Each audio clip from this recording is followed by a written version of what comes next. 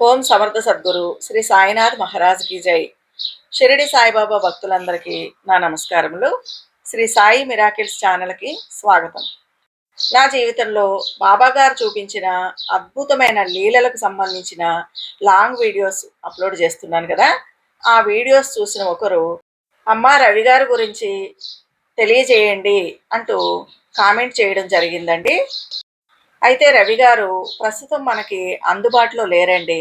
ఆయన 6 నెలల పాటు మెడిటేషన్ మరియు పాస్ట్ లైఫ్‌కు సంబంధించిన కోర్సులు చేయడం కోసం ఇతర రాష్ట్రాలకు వెళ్ళడం జరిగిందన్నమాట. అందువల్ల ఆయన 6 నెలల వరకు మనకి అందుబాటులో ఉండరండి. ఇకపోతే అప్పుడప్పుడు రవిగారి ఒంటి మీదకి బాబాగారు వస్తారు, భక్తులతో మాట్లాడతారు, సమస్యలు పరిష్కరిస్తారు, కోరికలు నెరవేరుస్తారు అనే మాట 100% నిజమండి. కాకపోతే ఇక్కడ మీరు గమనించాల్సిన విషయం ఏంటంటే, మనం వెళ్ళి బాబాగారిని పిలిస్తే ఆయన రారండి. సత్సంగం లాంటి కార్యక్రమాలు చేసుకునేటప్పుడు రవిగారు ఎవరినైనా స్నేహితులను కావచ్చు, కుటుంబ సభ్యులను కావచ్చు, బంధువులను కావచ్చు పిలుచుకుంటారు. అలాంటి సందర్భాల్లో మనకు తెలియకుండానే సడన్‌గా బాబాగారు ఆయన ఒంటి మీదకి వచ్చి అప్పుడు మాట్లాడతారనమాట. అలా వారింటికి వెళ్ళిన సందర్భాల్లో నాకు కలిగినటువంటి అనుభవాల్ని నేను మీతో షేర్ చేసుకున్నానండి. అయితే మనం మన ఇంట్లో ఉండి కూడా బాబా గారిని, ఆయన అనుగ్రహాన్ని సంపూర్ణంగా మనం పొందవచ్చండి. ఈరోజు నేను వీడియోలో చెప్పినట్లుగా మీరు చేశారంటే బాబా గారే మీ ఇంటికి నడిచి వస్తారు. ఇది ముమ్మాటికి నిజం. బాబా గారికి సంబంధించిన ఒక పారాయణ గ్రంథం ఉందండి. నిత్య పారాయణ గ్రంథం. శ్రీ సాయి లీలామృతం. నేను షార్ట్ వీడియోస్‌లో కూడా పెట్టాను. ఆ బుక్ చూడండి ఒకసారి మీరు. ఆ పుస్తకాన్ని ఆన్‌లైన్‌లో తెప్పించుకోండి. 200 గాని, 250 గాని, రూ. 300 గాని ఉంటుందండి. అది చాలా మహిమాన్వితమైనటువంటి పుస్తకం అనమాట. ఏవైనా మీకు మీ పిల్లలకి సంబంధించిన కోరికలు ఉన్నా, లేదా ఏవైనా ఆర్థిక సమస్యలు, అనారోగ్య సమస్యలున్నా, నేను చెప్పిన విధంగా చేస్తే బాబాగారి సంపూర్ణ అనుగ్రహం మీ ఇంటి నుంచే మీరు పొందవచ్చండి. ముందుగా బాబాగారి అనుగ్రహం పొందాలి అనుకున్నవారు ఒకరోజు ఇల్లు గుమ్మాలన్నీ శుభ్రం చేసుకుని చక్కగా తలస్నానం చేసి ముందుగా గణపతిని ప్రార్థించండి. గణపతికి సంకల్పం చెప్పుకోండి. బాబాగారి కోసం నేను ఈ పూజ చేస్తున్నాను, బాబాగారి అనుగ్రహం నాకు సంపూర్ణంగా లభించాలి అని కోరుకోండి. తర్వాత మీ ఇష్టదైవాన్ని ప్రార్థించండి, పూజించండి. ఆ తర్వాత బాబాగారి విగ్రహం కానీ ఫోటో కానీ ఉంటే దానికి చక్కగా గంధం బొట్టు పెట్టి, కుంకుమ బొట్టు పెట్టి, పసుపు, కుంకుమ, అక్షితలు, పూలతోటి మీకు తోచిన విధంగా బాబాగారికి పూజ చేసుకోండి. దీపారాధన చూపించండి. 2 అగరబత్తులు వెలిగించి ధూపం కూడా చూపించండి. మీకు ఇష్టమైన ప్రసాదాన్ని బాబాగారికి సమర్పించండి. అది బెల్లం కావచ్చు, ఏదైనా స్వీట్ కావచ్చు, పండు, ఫలము ఏదో ఒకటి మీకు తోచింది. ఆఖరికి ఆ రోజు మీరు వండుకున్న భోజనమైనా సరే ఆయనకి సమర్పించండి. బాబాగారికి కావాల్సింది శ్రద్ధ, సబూరి అండి. అంటే బాబాగారి మీద సంపూర్ణమైన నమ్మకం, విశ్వాసం పెట్టుకుని, మన ముందు నిజంగానే బాబాగారు కూర్చుని ఉన్నారు అనుకుని భావన చేసి, మనస్ఫూర్తిగా ఆయనకు పూజ చేసుకుని, మీకేమైనా కష్టాలు ఉన్నా, బాధలు ఉన్నా, కోరికలున్నా మనస్ఫూర్తిగా ఆయన దగ్గర వేడుకోండి. ఆ విధంగా బాబాగారికి గురువారం, గురువారం పూజ చేసుకోండి. ప్రతిరోజు ఒక్క అగరబత్తి అయినా బాబాగారికి వెలిగించి చూపించండి. శ్రీ సాయి లీలామృతం పుస్తకాన్ని పారాయణ చేయడం మొదలుపెట్టండి. ప్రతిరోజు ఉదయాన్నే స్నానం చేసి పూజ అయిన తర్వాత చక్కగా ఒక్క పేజీ అయినా చదువుకోండి, లేదా ఒక్క పేరా అయినా చదువుకోండి. ఆ తర్వాత ఆ రోజు మొత్తంలో ఎప్పుడు మీకు సమయం చిక్కినా భక్తి శ్రద్ధలతో శ్రీ సాయి లీలామృతం మీరు ఎన్ని పేజీలు చదవగలిగితే అన్ని పేజీలు చదువుకోండి. ఈ విధంగా ఎన్ని రోజులు మీరు చదువుకున్నా అది తప్పు లేదు. ఇన్ని రోజులకి ఇది ఇలా పూర్తవ్వాలి అన్న నిబంధన ఏమీ లేదండి. ఆ పుస్తకం మాత్రం చాలా మహిమ కలిగిన పుస్తకం అండి. ఆ పుస్తకాన్ని చదువుతూ ఉంటే బాబా గారి ప్రేమతత్వం మనకు అర్థమవుతూ ఉంటుంది. మనకు తెలియకుండానే మనకి మన ప్రవర్తనలోనూ, మన ఆలోచనల్లోనూ చాలా మార్పు వస్తుందండి. ప్రేమతత్వం మనకి అలవడుతుంది. సేవాభావం అలవడుతుంది. ఇతరులకు సహాయం చేసే గుణం పెరుగుతుంది. మనలో ఉండే లోపాలన్నీ కూడా తొలగిపోతాయి. బాబా గారి మనసు ఏంటి, ఆయన తత్వం ఏంటి అనేది మనకి బోధపడుతుందండి. పారాయణ మొదలుపెట్టేటప్పుడు ఖచ్చితంగా బాబాగారి పాదాల దగ్గర ఎంతో కొంత దక్షిణ పెట్టి, పలానా కోరిక నిమిత్తం ఈ పుస్తకాన్ని నేను పారాయణ చేసుకుంటున్నాను అని సంకల్పం చెప్పుకుని పారాయణ చేయడం మొదలుపెట్టండి. ఇక్కడ అందరూ కూడా గుర్తుపెట్టుకోవాల్సిన ఒక్క విషయం ఏంటంటే, ఎంత గొప్పగా పూజలు చేసినా బాబాగారు ఏమీ సంతృప్తి పడరండి. కేవలం ఆ పుస్తకాన్ని వందల, వేల సార్లు చదివినా బాబాగారు సంతృప్తి పడరండి.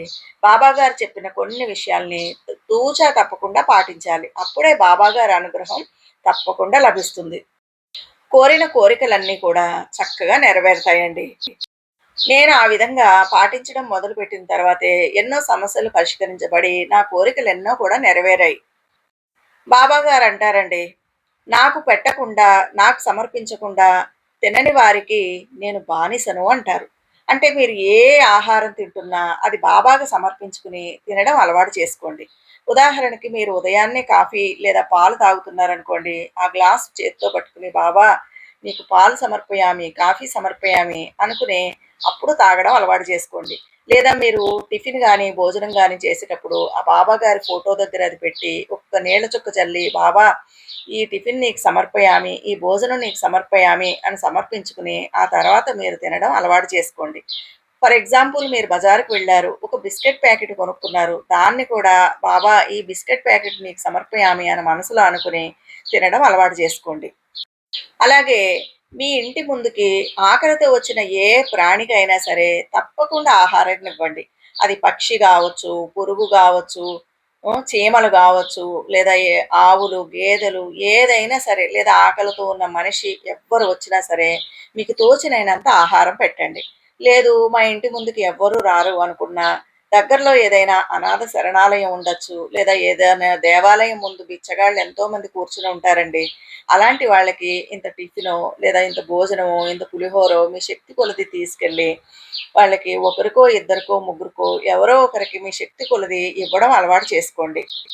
అలాగే ఇంటి ముందుకొచ్చినటువంటి ఏ బిచ్చగాడిని ఖాళీ చేతులతో తిప్పి పంపకూడదండి. ఎంతో కొంత దక్షిణ ఇవ్వాలి. అది రూపాయ, రూ. 2, రూ. 10 మీ శక్తి కొలది ఖచ్చితంగా ఇవ్వాలండి. ఎందుకంటే మనం ఏదైనా ఒక కోరికతోటి లేదా సమస్యతో బాధపడుతూ బాబాని ప్రార్థించి ఈ పారాయణ చేసే సమయంలో ఇంటి ముందుకు ఎవరో ఒకరు బిచ్చగాళ్ళు ఖచ్చితంగా వస్తారండి. వాళ్ళకి దక్షిణ ఇచ్చిన మరుక్షణం మన సమస్య పరిష్కారం అవ్వడం మొదలవుతుంది.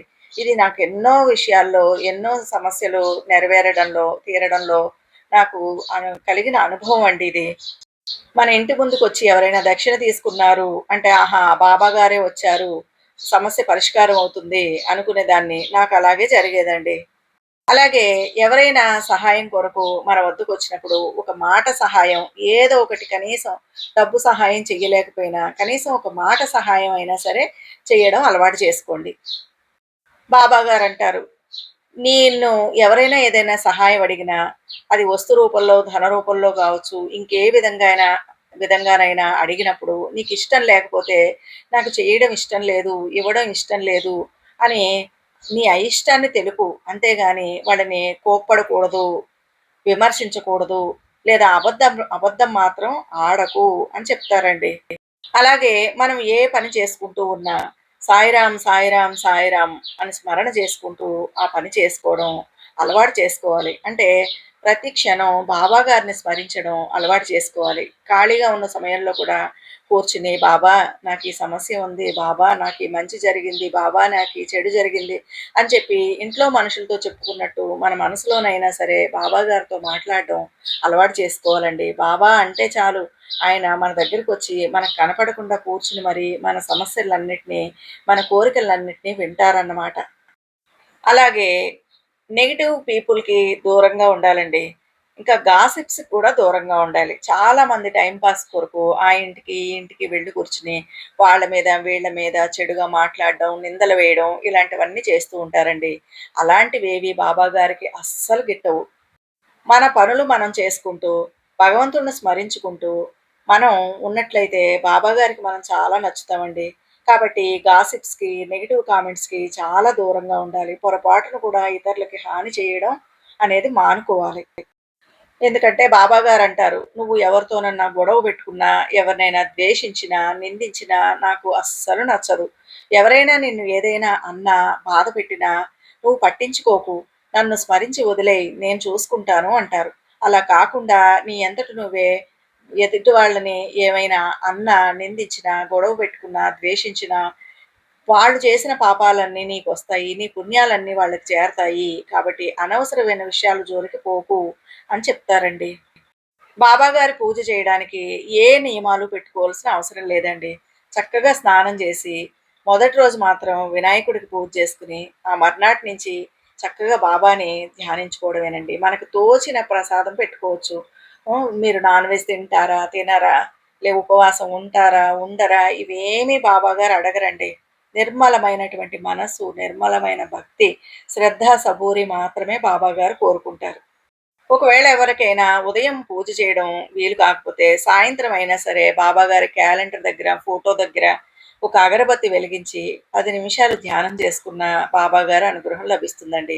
బాబాగారికి మీరు ఎంత గొప్పగా పూజ చేశారు, ఎన్ని ప్రసాదాలు పెట్టారు, ఉపవాసం ఉన్నారా లేదా, నాన్ వెజ్ తినటం మానేశారా, తినలేదా, ఈ నిబంధనలు ఏమీ ఉండవండి. మనసు మాత్రమే ముఖ్యం. ఆ మనసులో నమ్మకం మాత్రమే ముఖ్యమండి. చాలామంది గురువారం వచ్చిందంటే బాబాగారికి చక్కగా పూజ చేసుకుంటారు. నాన్ వెజ్ కూడా తినరు.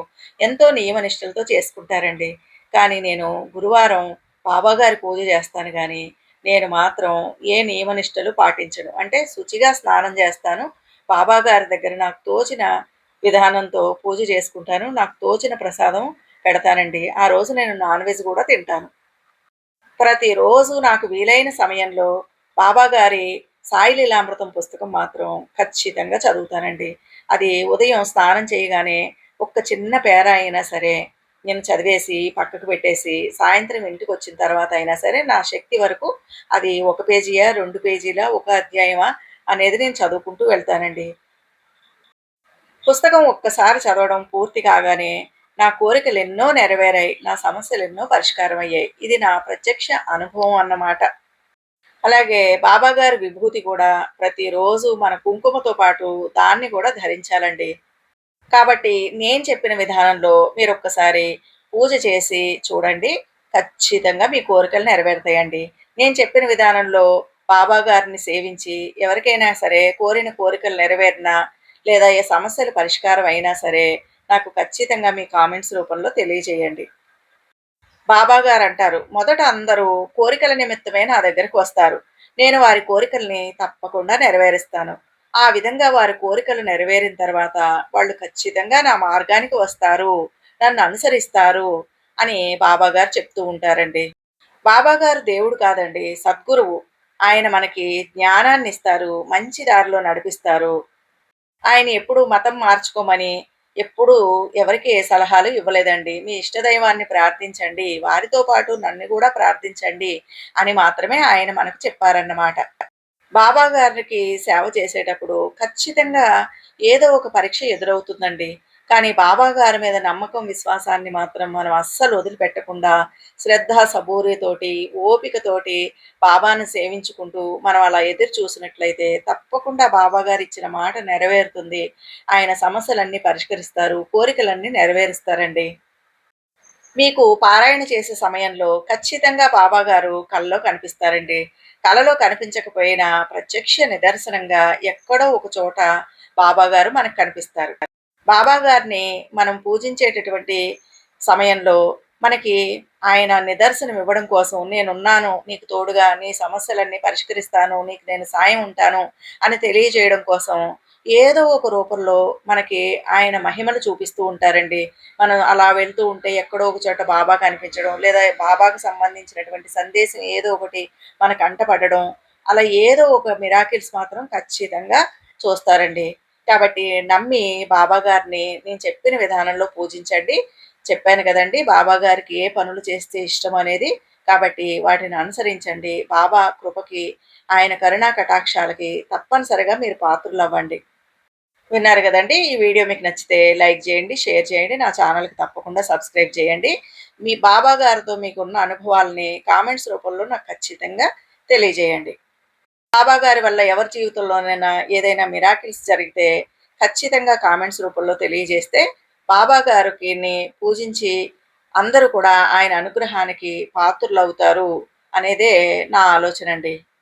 నా జీవితంలో నిజంగా జరిగిన షిరిడి సాయిబాబా లీలల్ని లాంగ్ వీడియోస్ రూపంలో నేను అప్‌లోడ్ చేస్తున్నాను. తప్పనిసరిగా ఆ వీడియోస్‌ని చూడండి, లైక్ చేయండి, షేర్ చేయండి, సబ్స్క్రైబ్ చేయండి.